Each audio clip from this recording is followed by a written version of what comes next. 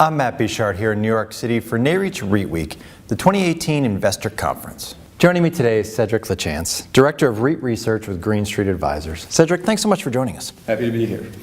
Now, Green Street covers about 45 REITs and real estate companies in Europe. How do those valuations compare to what we're seeing here in the U.S.? So comparing valuation globally is a challenge. What we try to do at Green Street is use our global property allocator to compare the expected rate of return on the real estate to the local borrowing rates. And in doing so, we're able to better contrast across borders. What we observe currently is that real estate returns compared to bond rates in Europe are far more attractive than they are in the US. It's true for the UK and it's true for continental Europe as well. So that's in the private market. In the public market, we observe about the same relationship. And that's because the NAV discounts are about the same in Europe as they are in the US. And on top of that, what I find interesting is that the NAV discounts are often the same across sectors.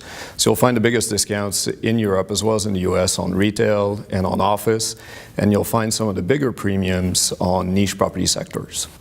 And staying on this topic, which sectors do you expect to have the best return expectations? Right.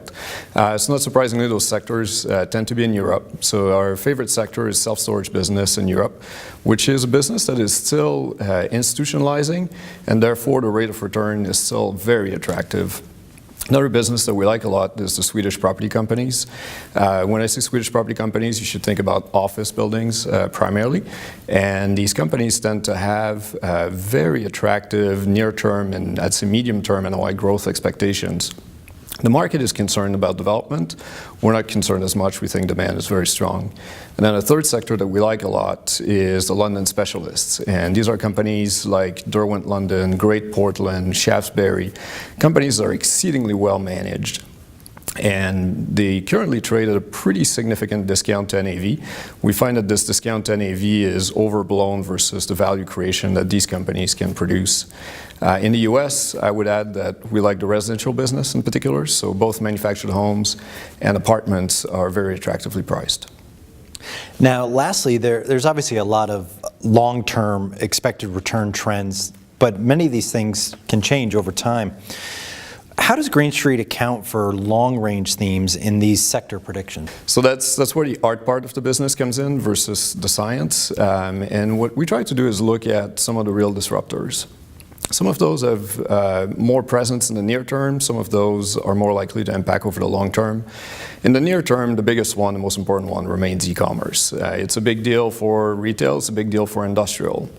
We think that e-commerce is going to continue to be an impediment, if you will, to the retail business. We'll continue to support industrial because not only do you have more and more growth in how we interact with our mobile devices and the computers, but you're going to get a next wave that's going to come with voice activated, that's going to come with the Internet of Things. There's a lot of different ways to shop away from home. Effectively, retail is omnipresent in our lives, and therefore we'll do more and more via purchasing outside of the stores themselves. What it means for us is a lot more CapEx on the retail side, where the surviving owners will be able to adapt themselves, but will do so at a real cost. On the industrial side, we think that the runway for additional performance is going to be pretty significant based on e-commerce again. There's two other aspects that we like to look at in other property sectors. There's, if you think about the office business, the rise of co-working has been important, and it's changing how worker density is evolving, and therefore the need and the demand for space.